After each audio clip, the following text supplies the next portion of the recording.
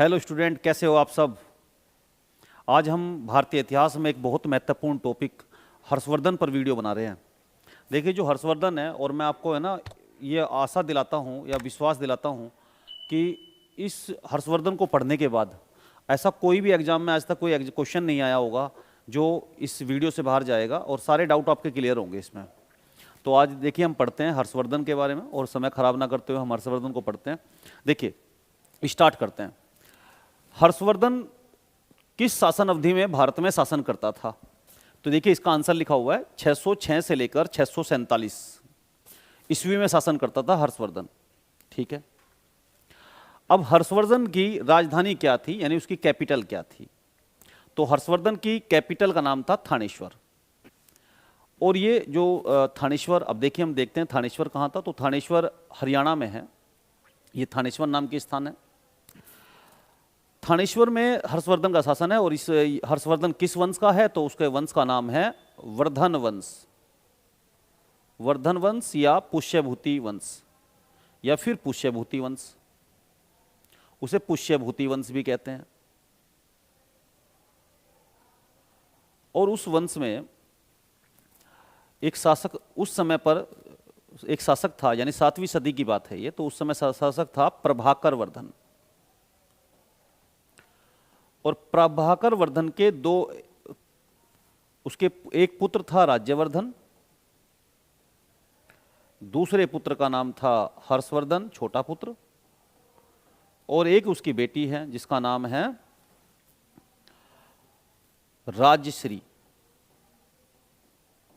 और ये शासन कहाँ करते हैं? थानेश्वर। ये थानेश्वर कहाँ पर है? हरियाणा में। अगर ये पूछा जाएगा एग्जाम में कि बताइए थानेश्वर कहाँ है, तो थानेश्वर है हरियाणा में। हरियाणा में थानेश्वर था। तो आप इसका स्क्रीनशॉट ले सकते हैं। उसके बाद मैं इसको थोड़ा सा रब करूंगा, और रब करने के बाद मैं और दूसरे में तत्कालीन उस समय की तत्कालीन शासकों के नाम मैं उस समय लिखवाऊंगा जो अलग अलग प्रांत में शासन करते हैं, और उस व्यवस्था को हम समझने की कोशिश करेंगे। तो देखिए, मैंने थानेश्वर लिखा यहां पर। अब देखिए,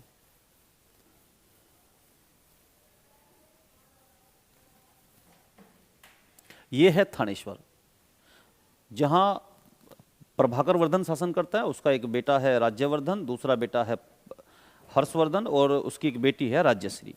उसी के पास, यानी उत्तर प्रदेश में, यहाँ एक राज्य है जिसका नाम है कन्नौज।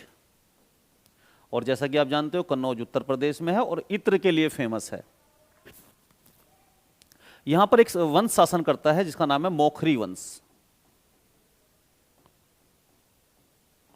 और मोखरी वंश का इस समय पर, जबकि हम ये पढ़ रहे हैं, तो उस समय पर वहां पर शासन करता था गृहवर्मा।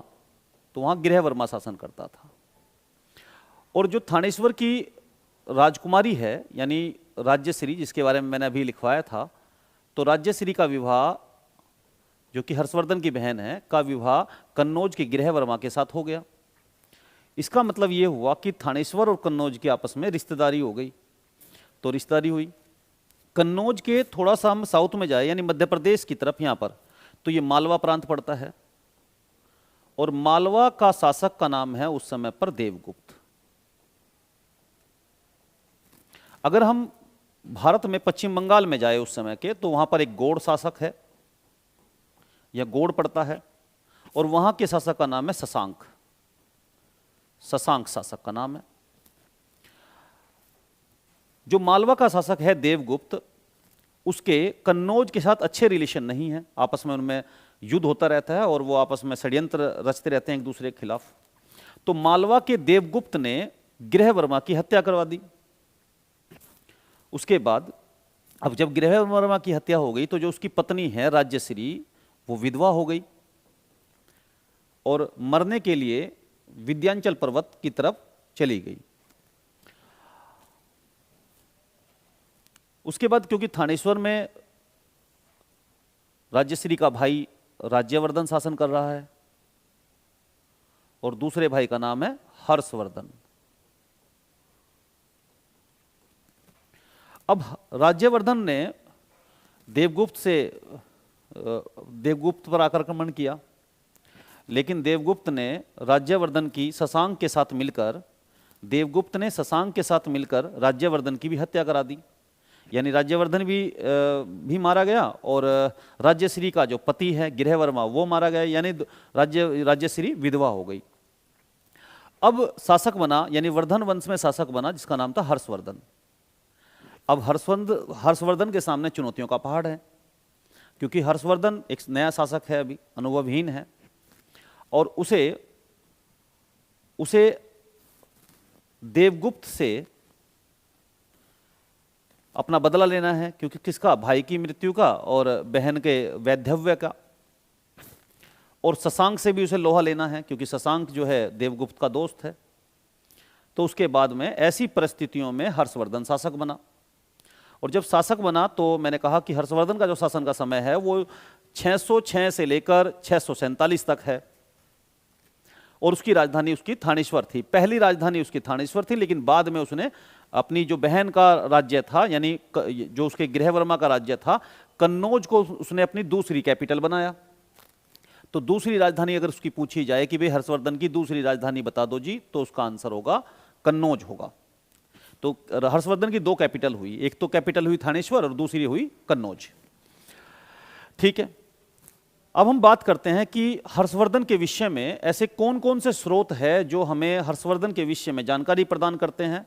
तो देखिए हम करते हैं। देखिए, हर्षवर्धन के विषय में जानकारी के प्रमुख स्रोत है, एक तो खुद हर्षवर्धन, वो स्वयं साहित्यकार है, यानी वो साहित्य रचता है। तो उसने 3 किताबें लिखी हैं, एक तो नागानंद, दूसरी रत्नावली, तीसरी प्रियदर्शिका। इन पुस्तकों को उसने लिखा। तो ये उस समय का साहित्य है, और ये उस समय के शासन के समय में, उस समय की राजनीति के समय में जानकारी, उस समय की सामाजिक व्यवस्था के बारे में जानकारी प्रदान करते हैं। दूसरा है, हर्षवर्धन का एक दरबारी कवि था। हर्षवर्धन का एक दरबारी कवि था जिसका नाम था बाण भट्ट, जिसे बाण भी कहते हैं। उसने भी अपने सम्राट के प्रशंसा में हर्षचरित्र की रचना की। तो ये हर्षचरित्र भी उस समय के विषय में जानकारी देने का एक प्रमुख स्रोत है। और तीसरा है, अभिलेख की अगर हम बात करें तो तीसरा है चीनी यात्री। देखिए, चीनी यात्री हेनसांग 629 से लेकर 645 तक भारत में रहा। वो भारत में आया था, 15 वर्ष उसने भारत में रहा, और वो भारत में नालंदा विश्वविद्यालय में पढ़ने आया था। ये उस समय के भारत में, ये भारत के लिए बड़ी गौरव की बात है कि उस समय भारत विश्वगुरु था। विदेशों से अनेकों लोग भारत में शिक्षा ग्रहण करने आए। तो ऐसे ही नालंदा विश्वविद्यालय में हेनसांग भी आया और उसने पढ़ाई की, यानी 29 से लेकर 45 तक वो आया यहाँ पर, और उसने पूरे भारत के भ्रमण भी किया। तो उसमें जब उसने भ्रमण किया तो उसे यात्रा वृत्तांत कहते हैं, और उसने एक पुस्तक लिखी जिसका नाम है सी.यू. की। इसी में उसने भारत की परिस्थितियों का, उस समय की परिस्थितियों का वर्णन किया है। तो हेनसांग ने अपनी जो पुस्तक है, यानी सी.यू. की में हर्ष को कर्तव्यपरायण शासक बताया, यानी वो बड़ा मेहनती है, प्रति समय कार्य में लगा रहता है, पूरा जो शासन व्यवस्था है उसको चलाता है। उसके बाद एक देखिए, जैसे कि आप देख रहे हो, वो हर्षवर्धन को शिलादित्य कहता है। अगर एग्जाम में क्वेश्चन आए कि बताइए शिलादित्य किसे कहते हैं, तो इसका उत्तर हो जाएगा हर्षवर्धन को कहा है। किसने कहा है जी? तो जी चीनी यात्री हेनसांग ने कहा है। उसके बाद वह शूद्रों को कृषक कहता है, यानी जो कृषक है उस समय के वो शूद्र है, यानी जो शूद्र लोग हैं उस समय पर खेती करते हैं। ये हर्षवर्धन के यात्रा वृत्तांत से हमें पता चलता है। उसके बाद उसने सिंचाई यंत्र की भी बात की। तो चीनी यात्री हेनसांग ने कहा कि जो उस समय सिंचाई यंत्र है वो रहट है, रहट चलते थे, तो उन रहट से वो सिंचाई करता है। फिर उसने बताया कि नालंदा में क्योंकि वो पढ़ता था, तो नालंदा के प्राचार्य के विषय में उसने बताया कि वो शीलभद्र नाम के प्राचार्य उस समय पर नालंदा में थे। ठीक है, उसके बाद देखिए कौन कौन सी उपाधियां हैं जो हर्षवर्धन ने ग्रहण की थी। तो वो उपाधियों में है शिलादित्य, वो शिलादित्य कहते हैं उसको। दूसरा एक है सकलो उत्तरपथ पथेश्वर, यानी इस पूरे संपूर्ण उत्तर भारत का स्वामी। तो देखिए, सकलो उत्तरपथ पथेश्वर किसे कहा जाता है? अगर ऐसा क्वेश्चन पूछा जाए तो उसका आंसर होगा हर्षवर्धन। और भी कुछ उपाधियां हैं जो हर्षवर्धन ने ग्रहण की थी, जैसे प्रयाग में उसने महामोक्ष परिषद का आयोजन कराया था, तो उसने उसमें मगध राज की उपाधि धारण की थी। तो भाई अगर पूछा जाए कि मगध राज की उपाधि किसने धारण की, तो उसका उत्तर होगा जी उसका आंसर होगा हर्षवर्धन ने की थी मगध राज की उपाधि धारण। ठीक है, तो इस तरह से आप देख सकते हो। देखिए इसमें इस स्लाइड पर जो मैंने पढ़ाया उसमें एक चीज और है, जैसे गौड़ का मैंने शासक बताया था कि गौड़ का शासक है शशांक। शशांक जो है वो शैव मत का अनुयायी है और वो शैव मत को प्रमोट करता है और जो दूसरे मत है उनको उसने नुकसान पहुंचाया। जैसे उसने बोधि वृक्ष को नष्ट किया। ये बोधि वृक्ष कहाँ है, तो बोधि वृक्ष है महात्मा बुद्ध की तपोस्थली, जहां उन्होंने ज्ञान प्राप्त किया था, यानी बोध गया में। जिस पेड़ के नीचे उन्हें, जिस वृक्ष के नीचे उन्हें ज्ञान प्राप्ति हुई थी उसे बोधि वृक्ष कहते हैं।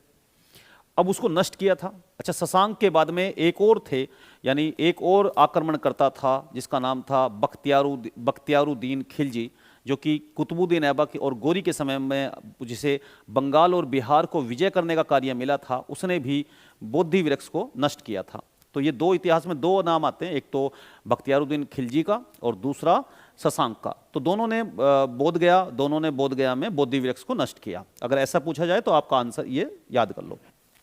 देखिए पाटलिपुत्र के मंदिर में रखे पाषाण को गंगा में फेंक दिया था, यानी शशांक ने पाटलिपुत्र के मंदिर में जो पत्थर के स्तंभ रखे थे, पाषाण मतलब पत्थर के स्तंभ रखे थे, उन्हें गंगा में फेंकवा दिया था, क्योंकि उन पर बुद्ध चरण उत्कीर्ण थे, क्योंकि वो शैव था, वो बौद्ध धर्म में आस्था उसकी नहीं थी और वो उनको नुकसान पहुंचाया। उसने उनके स्थापत्य कला को नुकसान पहुंचाया, उनकी मूर्तियों को नुकसान पहुंचाया। ठीक है, तो हमने इसमें ये पढ़ा। देखिए उसके बाद ये कुछ छूट गया था, जैसे जानकारी के स्रोतों में मैंने फ्लो में ये हेनसांग के बारे में पढ़ाया और उसके बाद फिर ये देखिए। तो जो जानकारी के प्रमुख स्रोत है उसमें अभिलेख के प्रमाण भी है, जैसे मधुबन आजमगढ़, उत्तर प्रदेश में आजमगढ़ है और वहाँ पर एक जगह है मधुबन, तो वहाँ से हमें जो है अभिलेख के प्रमाण मिले हैं, वहाँ पर अभिलेख मिले हैं किसके, हर्षवर्धन के संबंध में। अगर क्वेश्चन पूछा जाए कि बताइए हर्षवर्धन के समय में अभिलेख कहाँ से प्राप्त हुए हैं, तो उसका आंसर क्या हो जाएगा, तो वो हो जाएगा मधुबन। और बांसगढ़ ताम्रपत्र अभिलेख, यानी बांसगढ़ में भी ताम्रपत्र अभिलेख है, उन पर भी जानकारी के प्रमुख स्रोत है हर्षवर्धन के समय में, यानी मधुबन आजमगढ़ उत्तर प्रदेश में और बांसगढ़ ताम्रपत्र अभिलेख में, दोनों हमें जानकारी देते हैं। ये अभिलेख के प्रमाण हैं जो हर्षवर्धन के विषय में हमें जानकारी प्रदान करते हैं। अब देखिए हर्ष की मोहरें, कुछ हमें जगह से हमें हर्ष की मोहरें मिले हैं, जैसे कि हम कहें कि सोनीपत से मिली है और एक तो सोनीपत से भी मिली है हमें मोहरें और दूसरी नालंदा से भी हमें हर्षवर्धन की मोहरें मिली हैं जो हमें हर्षवर्धन के विषय में जानकारी प्रदान करती है। एक और प्रमुख स्रोत है जो हमें हर्षवर्धन के विषय में जानकारी प्रदान करता है, वो है पुलकेशिन सेकंड के दरबारी रवि कीर्ति द्वारा। पुलकेशिन सेकंड जो है वो चालुक्य वंश का शासक है। पुलकेशिन सेकंड किस वंश का शासक है, चालुक्य। उसका दरबारी हुआ है रवि कीर्ति, उसके द्वारा रचित ऐहोल अभिलेख, क्वेश्चन आएगा एग्जाम में, जैसे ऐहोल अभिलेख किसके द्वारा रचित है, तो ऐहोल अभिलेख रचित है पुलकेशिन सेकंड जो कि बादामी का चालुक्य है, उसका दरबारी रवि कीर्ति के द्वारा। ठीक है, तो ऐहोल अभिलेख से भी हमें हर्षवर्धन के विषय में जानकारी मिलती है और हम इसी के साथ में आगे बढ़ते हैं। देखिए अब हम आगे बढ़ रहे हैं कि हर्षवर्धन के सैनिक अभियान। तो भाई ऐसे कौन कौन से सैनिक अभियान कैंपेन हर्षवर्धन ने शुरू की और उसमें वो विजयी भी रहा, और कैसे और दूसरे जो राज्य थे उनके साथ में हर्षवर्धन के कैसे रिलेशन थे, इनको हम पढ़ते हैं। और जो स्लाइड पे आप देख रहे होंगे, तो हम शुरू करते हैं कामरूप के साथ। भाई कामरूप के साथ में हर्षवर्धन के कैसे रिलेशन थे। देखिए कामरूप किसे कहते हैं बच्चों, कामरूप कहते हैं असम को।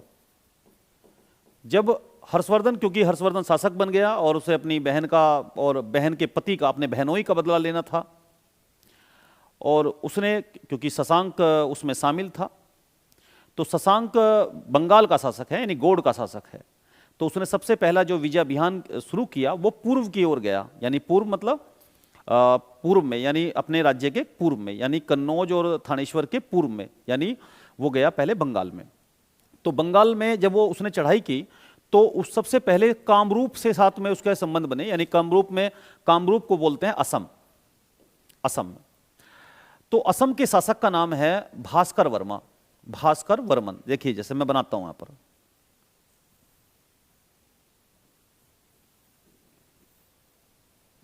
तो ये है बंगाल और ये है असम, ये तो असम है।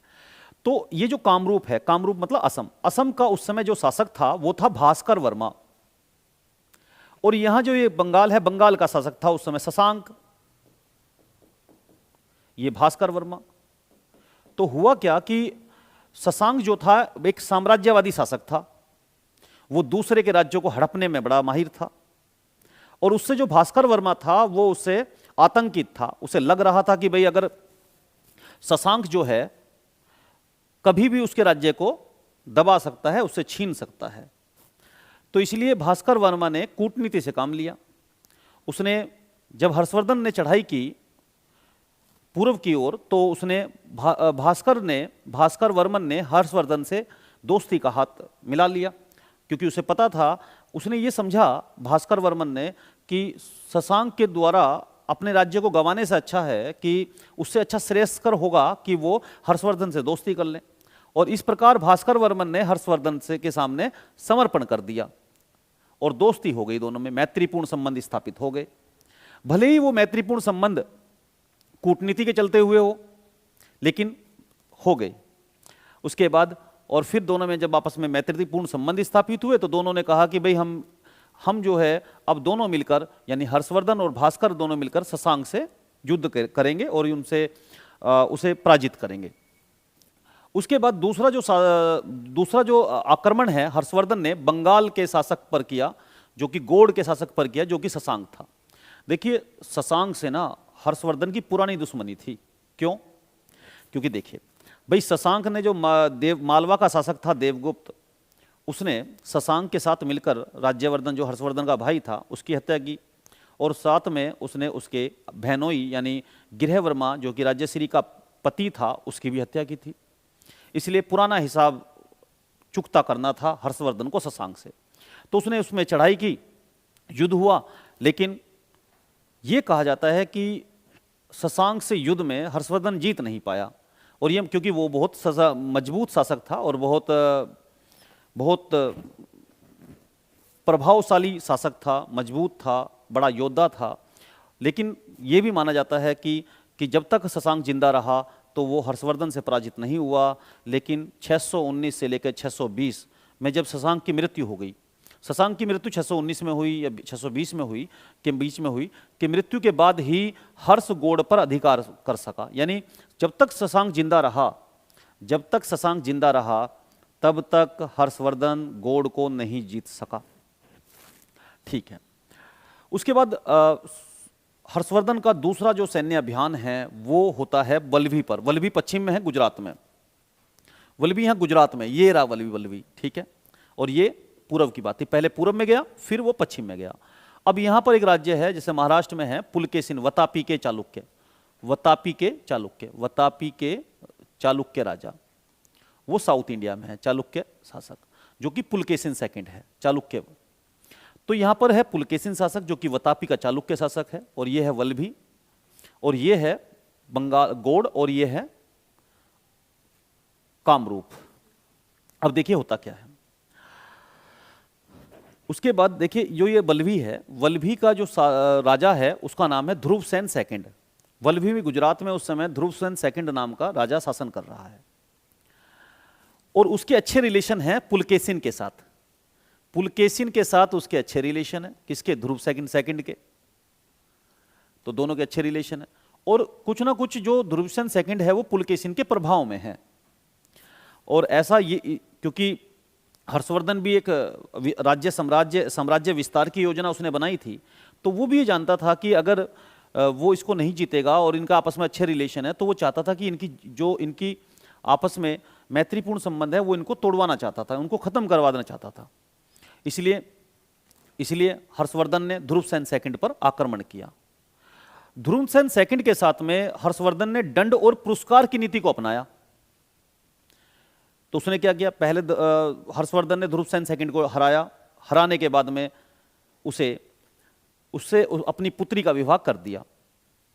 यानी हर्षवर्धन ने सबसे पहले ध्रुव सेन सेकंड को हराया और हराने के बाद में उससे अपनी बेटी का विवाह कर दिया, अपनी पुत्री का विवाह कर दिया। इस तरह से उनके वैवाहिक संबंध हो गए और मैत्रीपूर्ण संबंध हुए। बाद में फिर हर्षवर्धन ने जब पुत्री का विवाह किया तो उसमें इसकी जानकारी हमें कहाँ से मिलती है? अगर ये क्वेश्चन पूछा जाए कि भाई पुत्री का विवाह किया हर्षवर्धन ने ध्रुव सेन सेकंड के साथ में, तो ये जानकारी हमें मिलती कहाँ से है? तो भाई गुजरात में एक जगह है नौसारी, नौसारी का ताम्रपत्र अभिलेख, तो इसमें हमें ये जानकारी मिलती है कि भाई वल्लभी के शासक ध्रुव सेन सेकंड के साथ में हर्षवर्धन ने अपनी पुत्री का विवाह किया था। इसकी जानकारी हमें कहाँ से प्राप्त होती है? तो नौसारी, नवसारी के ताम्रपत्र अभिलेख से। ठीक है जी। उसके बाद देखिए, क्योंकि हर्षवर्धन भी साम्राज्यवादी नीति का पोषक था, उसे भी अपने राज्य को विस्तार करना था और वो जानता था कि अगर वो अपने राज्य को दक्षिण भारत तक विस्तारित करना चाहता था, तो इसीलिए जब वो विस्तार करने की उसने योजना बनाई तो उसका युद्ध, देखिए मैं मैप बनाता हूं दोबारा एक बार। तो हर्षवर्धन का ये नर्मदा नदी है गुजरात में, तो इस नर्मदा, क्योंकि हर्षवर्धन चाहता था कि मैं नर्मदा के पार चला जाऊं, यानी दक्षिण भारत तक मेरा साम्राज्य हो, और पुलकेशिन ये चाहता था कि मैं नर्मदा के पार जाके उत्तर भारत तक अपना साम्राज्य कर लूं। दोनों का एक दूसरे को, तो इसलिए क्या था कि दोनों साम्राज्य विस्तार करना चाहते थे और दोनों का टकराव होना इसलिए लाजमी था। तो इसलिए पुलकेशिन सेकंड ने साम्राज्यवादी नीति का पोषक था, नर्मदा के किनारे हर्षवर्धन को उसने हराया। यानी कहने का मतलब यह है कि जब हर्षवर्धन उत्तर की तरफ से आया और पुलकेशिन सेकंड दक्षिण की ओर से आया, और यह कहा जाता है कि हर्षवर्धन को पुलकेशिन सेकंड ने हरा दिया। और इसकी जानकारी मिलती कहां से हमें? तो हमें ऐहोल अभिलेख से मिलती है। यह युद्ध हुआ था 630 से 634 के बीच। माना जाता है कि यह युद्ध 630 से 634 के बीच हुआ। इसकी जानकारी कहां से मिलती है कि हर्षवर्धन हारा था और पुलकेशिन सेकंड जीता था? तो इसकी जानकारी मिलती है ऐहोल अभिलेख से। अब ये ऐहोल अभिलेख किसने लिखवाया? मैंने इससे पहले भी बताया कि ये लिखवाया है, ये बनवाया था पुलकेशिन सेकंड के दरबारी रवि कीर्ति ने। अगर ये पूछा जाए कि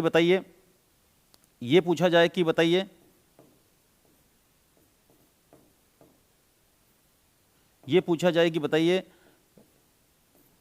ऐहोल अभिलेख किसने लिखवाया था? तो वो पुलकेशिन सेकंड के दरबारी रवि कीर्ति ने लिखवाया था। और क्योंकि वो जो रवि कीर्ति है वो पुलकेशिन का दरबारी है, तो वो अपने सम्राट की इसमें प्रशंसा लिखी उसने कि भाई पुलकेशिन सेकंड इतना महान सम्राट है कि उसने हर्षवर्धन को नर्मदा नदी के किनारे हरा दिया। तो इसकी ये जो स्रोत है ऐहोल अभिलेख, इसमें ही इस युद्ध की जानकारी मिलती है कि पुलकेशिन ने हर्षवर्धन को हराया था।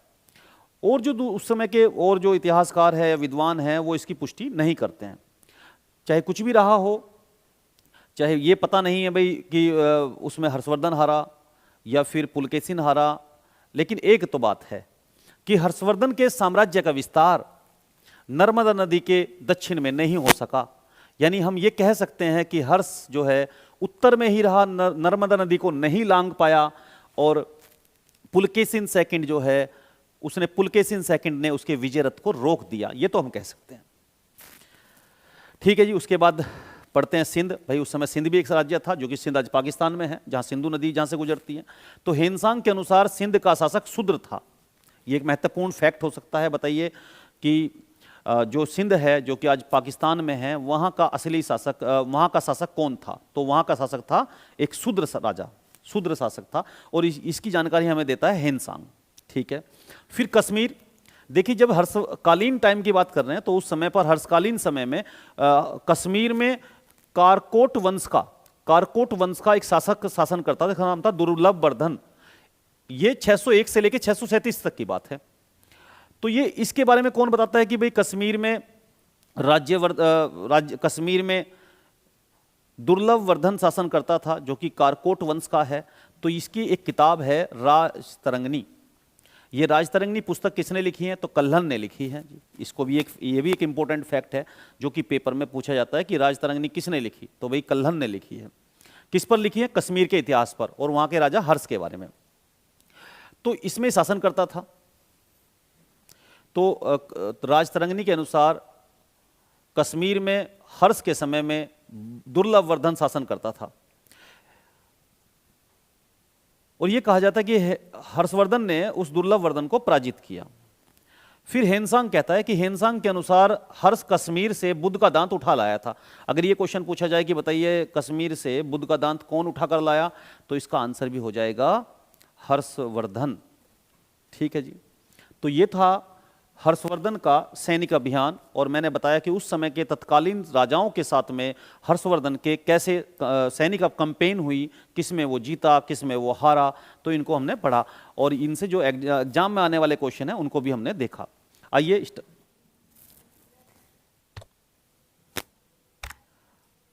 अब हम बात करते हैं हर्ष की सांस्कृतिक उपलब्धियों की। तो जो हर्ष की सांस्कृतिक उपलब्धियां हैं उनको भी हम देखते हैं। देखिए, तो जो देखिए सबसे पहले हम देखते हैं कि हर्ष की धार्मिक नीति।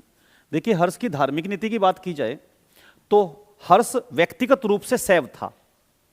ठीक है, वो सॉरी हर्ष प्रारंभ में शैव था, यानी शुरुआत में वो क्या था, शैव था, यानी शिव का उपासक था। जानकारी का स्रोत है बाणभट्ट व हेनसांग, यानी बाणभट्ट और हेनसांग ये बोलते हैं कि जो हर्षवर्धन था वो प्रारंभ में शिव का उपासक था, शिव जी की पूजा करता था। लेकिन बाद में वो दिवाकर मित्र से मिला, जो बौद्ध भिक्षु थे, दिवाकर मित्र के प्रभाव में आके वह बौद्ध हो गया।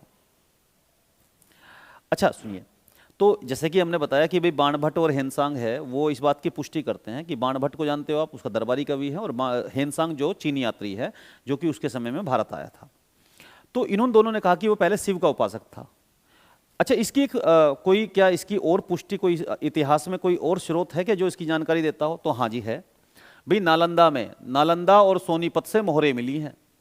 नालंदा बिहार में है और सोनीपत हरियाणा में है, तो यहाँ से मिली है मोहरें, और उन मोहरे पर लिखा हुआ है परम महेश्वर, यानी उसमें हर्ष को उन मोहरों पर परम महेश्वर कहा गया है। परम महेश्वर का मतलब, महेश्वर मतलब शिव भगवान, तो इसलिए उसके बाद फिर क्योंकि जब वो हर्षवर्धन दिवाकर मित्र से मिला तो उसके प्रभाव में आके वो बौद्ध धर्म उसने अंगीकार कर लिया। उसके बाद देखिए, जब बौद्ध धर्म हर्षवर्धन बौद्ध बन गया तो उसने अपना जो शेष जीवन है वो बौद्ध धर्म के प्रचार में लगा दिया, और जब बौद्ध धर्म के प्रचार में लगाया तो उसने 5वीं बौद्ध संगति का आयोजन कन्नौज में किया। अगर ऐसा क्वेश्चन पूछा जाए कि बताइए इससे पहले 4 बौद्ध संगति हो चुकी हैं, उसके लिए मैं अपना अलग से सेपरेट वीडियो बनाऊंगा, और आप जो है ना, आज मैं बता रहा हूं क्योंकि मैं हर्षवर्धन को पढ़ा रहा हूं तो हर्षवर्धन के बारे में ही मैं बताऊंगा। तो उसने 5वीं बौद्ध संगति का आयोजन कराया था। तो 5वीं बौद्ध संगति का आयोजन हर्षवर्धन ने कन्नौज में किया था। अगर ऐसा क्वेश्चन पूछा जाए कि भाई 5वीं बौद्ध संगति का आयोजन किसने कराया, तो इसका आंसर होगा जी कन्नौज, सॉरी हर्षवर्धन ने कराया, कन्नौज में कराया था। ठीक है, जब हर्षवर्धन ने धर्म का प्रचार यानी अपने बौद्ध धर्म का प्रचार करने की शुरू किया, तो उसने बहुत सारे बौद्ध मठ बनवाए, बहुत सारे विहार बनवाए, उनको दान दिया, उनको प्रमोट किया, बौद्ध भिक्षुओं को दान दिया, और नालंदा विश्वविद्यालय जो कि बौद्ध धर्म का एक उस समय प्रमुख केंद्र था बौद्ध धर्म की शिक्षा का, तो उसको कई गांव उसने दान दिए जिससे कि उसका रखरखाव, उसका मेंटेनेंस हो। तो इस तरह से बौद्ध धर्म को उसने प्रचारित किया, प्रसारित किया और बड़ा योगदान दिया। ठीक है जी, ऐसे ही हर्षवर्धन ने धार्मिक क्योंकि धार्मिक, देखिए वो मानते हैं कि वो बौद्ध था, बौद्ध को बढ़ावा देने के लिए उसने पूरे कार्य किए, सारे एफर्ट किए उसने बौद्ध धर्म को प्रचार के लिए। लेकिन अगर हम एक बात देखें, अगर हम उसका मूल्यांकन करें तो हर्षवर्धन धार्मिक रूप से धार्मिक सहिष्णु था। सहिष्णु का मतलब होता है भाई वो तो लिबरल था, वो अपने धर्म को तो मानता था लेकिन दूसरे धर्म को भी प्रमोट करता था, उनको भी तवज्जो देता था, उनके अपने साम्राज्य में दूसरे धर्मों को भी बढ़ने का और फलने फूलने का पूरा अवसर प्रदान करता था। तो इसीलिए उसने क्या किया कि कोई पूछने लगे भी बताओ, चलो ठीक है धार्मिक सहिष्णु तो था, क्या इतिहास में कोई उसने कुछ ऐसा कार्य किया? हाँ जी किया। देखिए 5वें वर्ष में प्रयाग में महामोक्ष परिषद का आयोजन कराता था, मतलब हर 5वें साल वो महामोक्ष परिषद का आयोजन कराता था। कहां पर? प्रयाग यानी इलाहाबाद में। ठीक है, जिसमें सूर्य शिव की पूजा होती थी, सूर्य और शिव की पूजा की जाती थी। लेकिन इसका अपवाद भी है भाई, हम ये कह दिया ठीक है भाई, देखिए शुरुआत में अब तक हमने जो पढ़ा उसको हम रिवाइज कर लेते हैं। तो हमने ये पढ़ा कि शुरुआत में था हर्षवर्धन शैव, ठीक है, बाद में बन गया था वो दिवाकर मित्र के प्रभाव में आके बौद्ध, ठीक है। फिर उसने बौद्ध धर्म का खूब किया प्रचार, ठीक है। फिर लेकिन ये कहा कि भाई अगर हम सब बातों को देख ले और उसका मूल्यांकन करें तो हमने बताया कि वो धार्मिक सहिष्णु था, यानी उदार था, क्योंकि उसने महामोक्ष परिषद का आयोजन भी कराया प्रयाग में, जिसमें सूर्य की पूजा, शिव की पूजा होती थी। लेकिन उसके बाद इसका एक अपवाद भी है कि मानते हैं कि हर्ष सहिष्णु था, लेकिन इसका एक अपवाद भी है। क्या अपवाद? देखिए, अपवाद यह है कि कन्नौज की सभा में हर्षवर्धन कहता है कि जो भी हेनसांग के विरुद्ध बोलेगा उसकी जीभ काट लूंगा।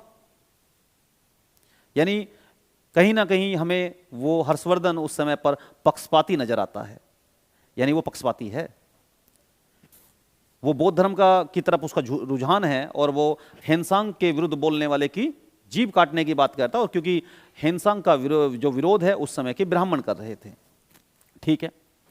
उसके बाद देखिए, हर्षवर्धन ने शिक्षा और साहित्य की बात करते हैं तो हर्षवर्धन के समय में हर्षवर्धन एक महान विजेता भी है और महान विद्वान भी है, क्योंकि जिस कुशलता के साथ में वो तलवार चला सकता है, उसने अपने सैनिक अभियान को छेड़ा, उसी कुशलता के साथ में वो विद्वान भी है, और उसी के साथ में जिस कुशलता के साथ में वो तलवार पकड़ सकता है उसी कुशलता के साथ में वो कलम भी चला सकता है।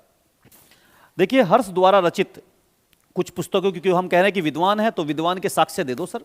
हाँ जी, दे देते हैं। देखिए, रत्नावली, नागानंद प्रियदर्शिका नाम की पुस्तकें लिखी हैं हर्षवर्धन ने, लेकिन कुछ लोग ये भी मानते हैं कि ये किताबें हर्षवर्धन ने नहीं लिखी, वो तो कृत कवि है, कवियों को खरीदने वाला है, उसने ये सारी किताबें धावक नाम के कवि से साहित्य लिखवाया और उसको उसके लिए बदले में दाम दिए, पैसे दिए। यानी अगर यहाँ से एग्जाम में क्वेश्चन बन जाएंगे भी हर्षवर्धन द्वारा रचित पुस्तकें बताइए, तो हम कहेंगे रत्नावली, नागानंद प्रियदर्शिका। लेकिन दूसरा वो कृत कवि भी है, यानी ये पूछा जाए कि कृत कवि कौन है, निम्नलिखित में से कृत कवि कौन है, तो आपका आंसर हो जाएगा हर्ष। फिर धावक द्वारा साहित्य लिखवाया था उसने, यानी क्वेश्चन आएगा कि किससे हर्षवर्धन ने धन देकर साहित्य लिखवाया, तो उसका आंसर है धावक नाम के कवि से। अब देखिए, दरबारी विद्वान कौन कौन है, क्योंकि हमने कहा ना शिक्षा और साहित्य का संरक्षक है, वो तो साहित्य, शिक्षा और साहित्य का संरक्षक है, उसे प्रमोट करने वाला है, उनको कंजर्व करने वाला है। तो देखिए, पहला है बाणभट्ट।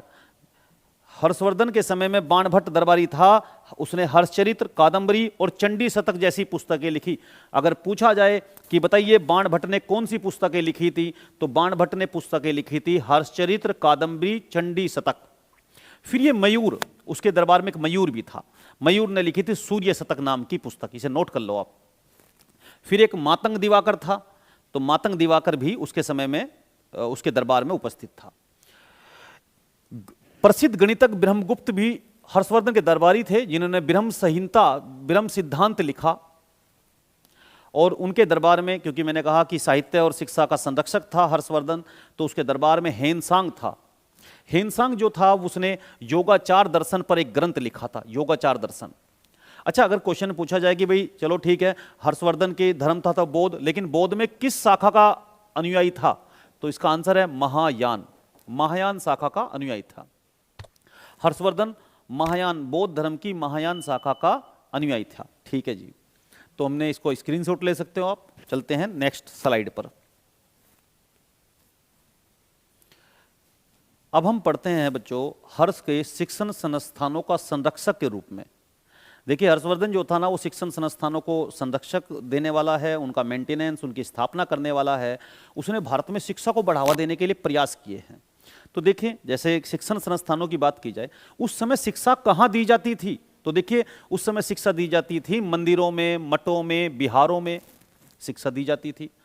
अब हर्ष के अनुसार उस समय पर कितने विद्यालय थे, तो भाई 500 विद्यालय थे उस समय पर।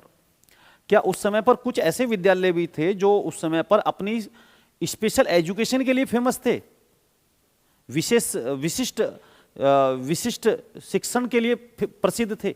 हाँ जी, थे। देखिए, जैसे तक्षशिला में चिकित्सा, यानी उस समय का MBBS होता था यहाँ पर। उज्जैन में ज्योतिष की पढ़ाई होती थी। नालंदा में 100 गांव दान दिए थे। नालंदा विश्वविद्यालय तो था ही उस समय बड़ा प्रसिद्ध, हेनसांग यहीं तो पढ़ने आया था। तो नालंदा भी फेमस था। तो ये कुछ स्पेशल एजुकेशन के हब थे उस समय पर।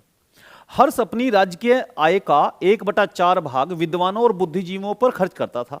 यानी हर्षवर्धन क्या करता था कि उस समय पर जितनी उसकी इनकम होती थी, जितना उसके राजकोष में पैसा आता था, रेवेन्यू आता था, उसका 1/4 यानी 25% विद्वानों और बुद्धिजीवियों पर खर्च करता था।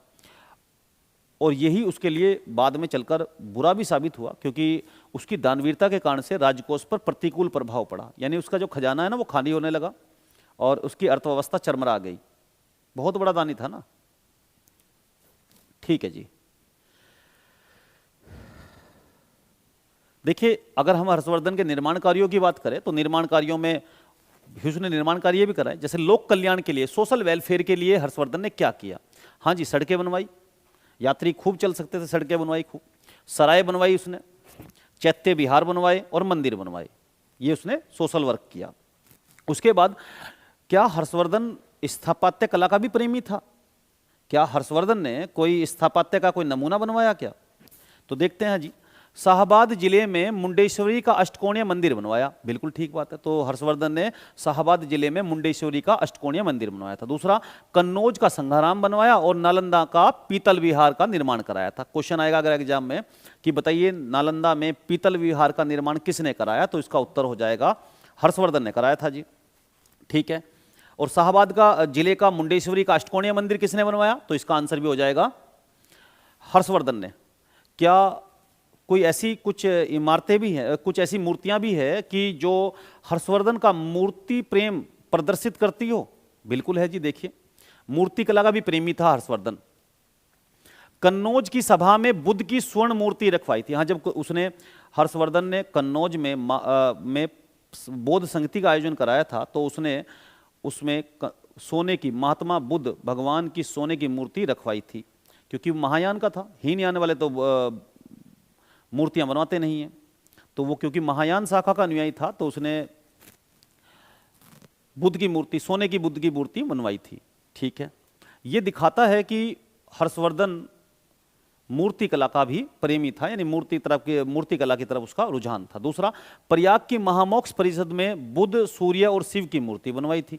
यानी जब वो हर शासन के प्रत्येक 5वें वर्ष में जब वो प्रयाग में महामोक्ष परिषद का आयोजन कराता था, तो वहाँ पर वो सूर्य की, शिव की मूर्तियाँ रखवाता था, यानी उनकी उपासना होती थी वहाँ पर। ठीक है जी। अब हम बात करते हैं हर्षवर्धन का शासन प्रबंधन। देखिए, हर्षवर्धन का शासन प्रबंधन की बात करें तो हम स्टार्ट करते हैं इसमें। तो शासन प्रबंधन में सबसे पहले हम यहाँ देखते हैं कि सम्राट। देखिए, शासन प्रबंधन में सबसे जो सर्वोच्च था तो वो था सम्राट। सम्राट हर्षवर्धन था, लेकिन जो सम्राट है वो सामंती संगठन पर आधारित है। यानी जो सम्राट है और सम्राट का जो साम्राज्य है वो सामंती संगठन पर आधारित है। उसके नीचे छोटे छोटे अधीनस्थ शासक भी है। अब वो जो अधीनस्थ शासक है, यानी वो एक छत्र राजा नहीं है, उसके नीचे छोटे छोटे अधीनस्थ शासक भी है। अब जो अधीनस्थ शासक है, जो सबॉर्डिनेट रूलर्स है उसके नीचे, वो क्या काम करते हैं? तो वो देते हैं जी, वो राजा को, हर्षवर्धन को टैक्स देते हैं, कर देते हैं। दूसरा, उसके दरबार में उपस्थित रहते हैं। लिखा ना, दरबार में उपस्थित रहते हैं। वो जो छोटे छोटे उसके अधीन राजा है, जो उसकी अधीनता स्वीकार करते हैं, वो हर्षवर्धन को एक तो नजराना कर भेजते हैं, दूसरा दरबार में उपस्थित रहते हैं, तीसरा सैनिकों, जब हर्षवर्धन को आवश्यकता पड़ेगी तो जो अधीनस्थ शासक है अपनी सेना लेकर हर्षवर्धन के समक्ष उपस्थित हो जाएगा। तो वो ये करते हैं। ठीक है। तो सामंती संगठन पर आधारित साम्राज्य है उसका, और अधीनस्थ शासक मौजूद है उस समय पर। वो क्या करते हैं? वो हर्षवर्धन को कर देते हैं, दरबार में उपस्थित रहते हैं और सैनिक सहायता पहुंचाते हैं समय पड़ने पर।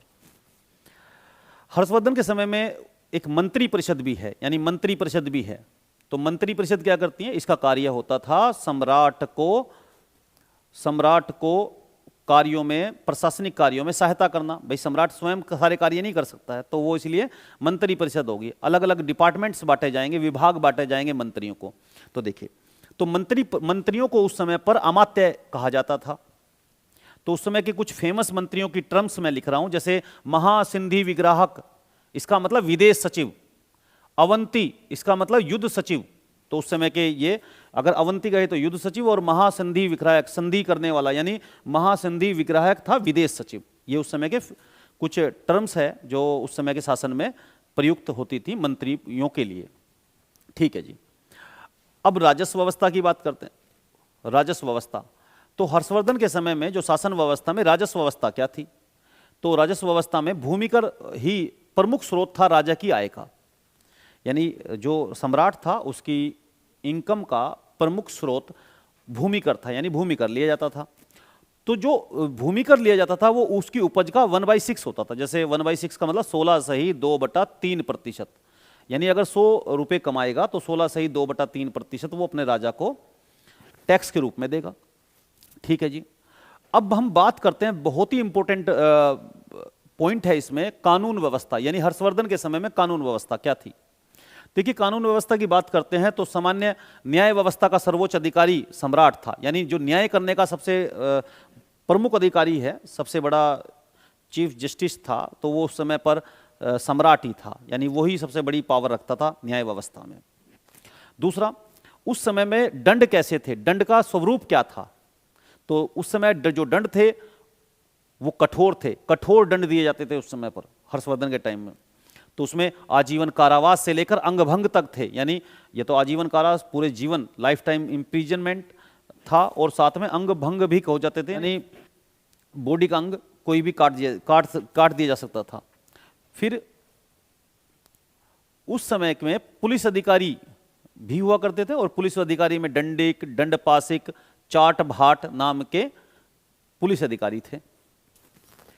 तो अगर पूछे भाई दंडपासिक हर्षवर्धन के समय में किस विभाग से संबंधित था, अगर ऐसा प्रश्न पूछा जाए तो आपका होगा पुलिस विभाग, आंसर होगा पुलिस विभाग।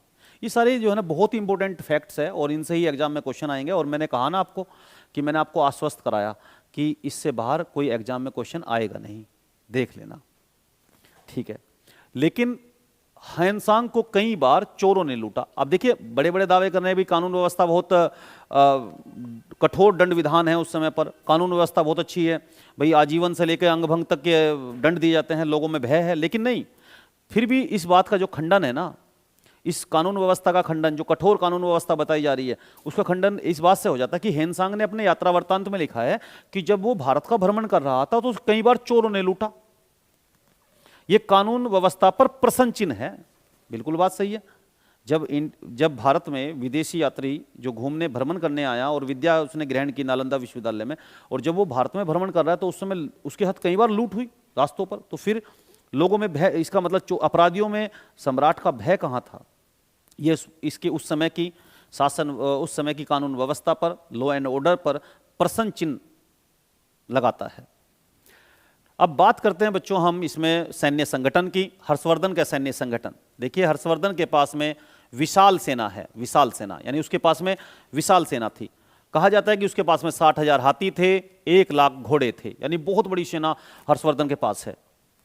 उसकी सेना में 4 अंग है, चतुर्गिणी सेना है, यानी पैदल वाले भी हैं सैनिक, घुड़सवार भी है, हाथी रथ भी है, और हाथी भी है, यानी 4 भागों में उसकी सेना 4 अंगों में है। ठीक है। सेना सामंती है। सामंती का मतलब होता है अधीनस्थ शासकों के द्वारा, जब युद्ध होता था तो अधीनस्थ शासक भी अपनी सेना को लेकर आते थे और वो सम्राट की ओर से लड़ते थे, यानी सामंती सेना है। ये स्थिति मौर्यकालीन सेना व्यवस्था से भिन्न है, क्योंकि मौर्यों की सेना जो थी वो उनकी स्थायी सेना थी, सामंती सेना नहीं थी। और वेतन के बदले में भूमि दी जाती है, यानी सेना को वेतन, नगद वेतन नहीं दिया जाता है, उनको दी जाती है भूमि। और यह व्यवस्था भी मौर्यकालीन व्यवस्था से भिन्न है, क्योंकि मौर्यों के समय में नगद वेतन दिया जाता है। सैनिक कृषकों को, देखिए जब युद्ध होता है तो जो सैनिक होते हैं वो कृषकों को हानि पहुंचाते हैं, जिस गांव से गुजरते हैं उस गांव की झोपड़ियां उजाड़ देते हैं, फसलों को नुकसान पहुंचाते हैं, खड़ी फसल को आग लगा देते हैं, यानी वो कृषकों को और उनकी खेती को बड़ा नुकसान पहुंचाते हैं। ये व्यवस्था भी मौर्यकालीन व्यवस्था से भिन्न है, क्योंकि मौर्यों के समय में केंद्रीयकृत शासन है और वो जो सेना है वो कृषकों की कृषि को कोई नुकसान नहीं पहुंचाती है। सेना का जो सबसे डिफेंस मिनिस्टर है वो है महाबलाधिकृत, यानी सर्वोच्च अधिकारी महाबलाधिकृत है। अश्वरोही सेना का प्रधान कुंतुल है। देखिए क्वेश्चन आता है कुंतुल, कुंतुल कौन था? हर्ष के समय में, हर्ष के काल में कुंतुल कौन था? तो वो था घोड़ा सेना का प्रधान, यानी अश्व सेना का प्रमुख। ठीक है। और महाबलाधिकृत कौन था? तो महाबलाधिकृत था उस समय पर डिफेंस मिनिस्टर, यानी सर्वोच्च सैन्य अधिकारी। ठीक है। तो इसी के साथ में हम आगे बढ़ते हैं। देखिए अब हम बात करते हैं कि हर्ष के समय में प्रमुख पदाधिकारियों की। देखिए हर्ष के समय में ब्यूरोक्रेट भी थे, नौकरशाह भी थे। तो जो नौकरशाह है, वो नौकरशाह सारे जितने भी थे तो वो वंशानुगत थे, यानी वंश के आधार पर थे, वंशानुगत थे, पीढ़ी दर पीढ़ी चले आ रहे थे। लेकिन अगर हम मौर्य काल में जाए, जो कि इससे पहले हुए हैं, उनके काल में जाके देखते हैं तो उस समय पर जो पदाधिकारी है वो वंशानुगत नहीं है, वो मेरिट के आधार पर है। उन्हें मेरिट के आधार पर, योग्यता के आधार पर उनका चयन होता है। लेकिन हर्ष के समय में क्योंकि सामंती व्यवस्था आ गई थी, तो सामंती व्यवस्था में वो वंशानुगत पदाधिकारी होते हैं और एक ही परिवार के लोग, कई कई मंत्रालय उनके पास है। पदाधिकारियों को नगद वेतन ना मिलकर भूमि दी जाती है, यानी सामंती व्यवस्था की पहचान वही। ठीक है जी। अब हम साम्राज्य की बात करते हैं। यह भी महत्वपूर्ण क्वेश्चन है कि साम्राज्य में सबसे ऊपर तो साम्राज्य था, जो कि राष्ट्र के बराबर हुआ, यानी शासक का साम्राज्य होता था। उसके नीचे भुक्ति, भुक्ति का मतलब था प्रांत, यानी जैसे आज स्टेट होते हैं, तो उस समय पर हर्ष के समय में प्रांत को, यानी स्टेट्स को बोलते थे भुक्ति। ये क्वेश्चन भी एग्जाम में आ सकता है, भुक्ति किससे बोलते थे हर्ष के समय में? तो उसका आंसर हो जाएगा भुक्ति बोलते थे प्रांत को, स्टेट को। साम्राज्य भुक्तियों में विभक्त था, यानी वो प्रांतों में विभक्त था। उसके नीचे फिर हम देखो लिखा हुआ है विषय, विषय जिला, जिले डिस्ट्रिक्ट को बोलते थे सर, डिस्ट्रिक्ट। तो डिस्ट्रिक्ट को बोलते थे विषय। उसके नीचे थे पाठक, जैसे एक जिले में कई सारी तहसीलें, ये तहसील लेवल था, पाठक बोलते थे। तो एक जिले में कई सारी पाठक होते थे, एक विषय में कई सारे पाठक होते थे, यानी कई तरह की तहसील थी। अब उस सबसे जो प्रशासन की जो सबसे छोटी इकाई थी वो थी ग्राम, और ग्राम का एक ग्राम प्रधान होता था। देखिए जो मैंने आपको अभी आज पढ़ाया वो पढ़ाया हर्षवर्धन के इस विषय में, और मैं आपको आश्वस्त करता हूं कि अगर आपने ये सबको ध्यान से वीडियो देखी होगी तो इससे बाहर कोई भी क्वेश्चन एग्जाम में नहीं आएगा। मैं आपको आश्वस्त करता हूं, विश्वास दिलाता हूं इसका। धन्यवाद फ्रेंड्स, और मिलते हैं अगली वीडियो में।